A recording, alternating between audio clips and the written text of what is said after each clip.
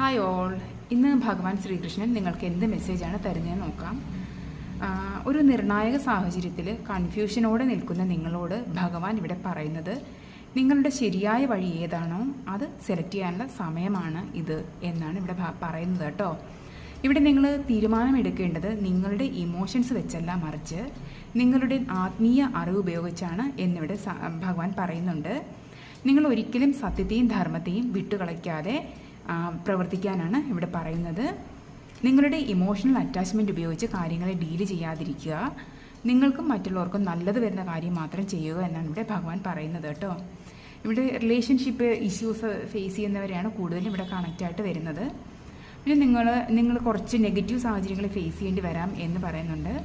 ആരെങ്കിലുമൊക്കെ നിങ്ങളെ കുറ്റം പറയുകയോ പ്രകോപിപ്പിക്കുകയോ ഒക്കെ ചെയ്യാനുള്ള സാധ്യത കാണാൻ പറ്റുന്നുണ്ട്. അപ്പോൾ അവിടെ നിങ്ങൾ ആത്മസംയമനം പാലിച്ച് ക്ഷമയോടെ കാര്യങ്ങളെ കൈകാര്യം ചെയ്യുക എന്നാണ് ഇവിടെ ഭഗവാൻ പറയുന്നത്. അത് നിങ്ങളുടെ പാരൻസ് ആവാം, റിലേറ്റീവ്സ് ആവാം, ഫ്രണ്ട്സ് ആവാം, ആരൊക്കെയോ നിങ്ങൾക്ക് നെഗറ്റിവിറ്റി തരാൻ വേണ്ടിയിട്ട് റെഡിയായി വരാനുള്ള സാധ്യതയാണ് ഇവിടെ ഭഗവാൻ പറയുന്നത്. അവിടെ നിങ്ങൾ കറക്റ്റ് വേയിൽ തന്നെ നിൽക്കുക. കാരണം നിങ്ങൾ ക്ഷമയോടെ തന്നെ അവരോട് തർക്കിക്കാനും ഒന്നിനും പോകാതെ സറണ്ടർ മനോഭാവത്തോടെ നേരിടുക. നിങ്ങളിൽ നിന്നുണ്ടാകുന്ന മോശപ്പെട്ട സംസാരമോ പ്രവൃത്തിയോ വരാൻ പാടില്ല എന്നിവിടെ ഭഗവാൻ പ്രത്യേക ഒരു സ്പെഷ്യൽ മെസ്സേജ് തന്നെ തരുന്നുണ്ട്. ഈ ഒരു സാഹചര്യത്തിൽ നിങ്ങൾ ലോങ് ബ്രീത്ത് എടുത്ത് അത് പതിയെ വായിലൂടെ ബ്രീത്ത് ചെയ്ത് കളഞ്ഞ് ഒന്ന് കാം ആവാൻ ശ്രമിക്കുക. നിങ്ങൾ കാം ആകുന്നത് വരെയും ഈ പ്രോസസ്സ് റിപ്പീറ്റ് ചെയ്തുകൊണ്ടിരിക്കുക കേട്ടോ.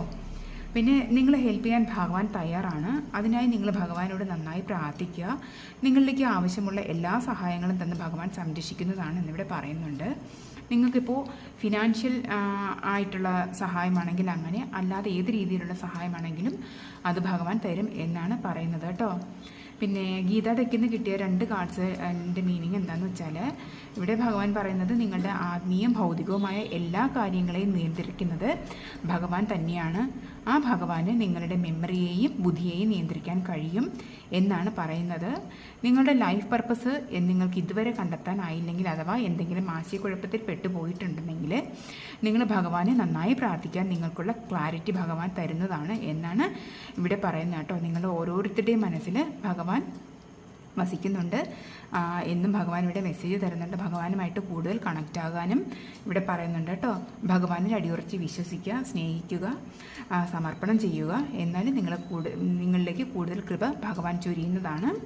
പിന്നെ നിങ്ങളുടെ ഭക്തി കൂട്ടാനും മന്ത്രങ്ങൾ ഒക്കെ ചൊല്ലാനും അതുപോലെ തന്നെ ഭഗവത്ഗീതയൊക്കെ വായിക്കാൻ കഴിയുന്നവർ അത് ചെയ്യാനും മറ്റുള്ളവരെ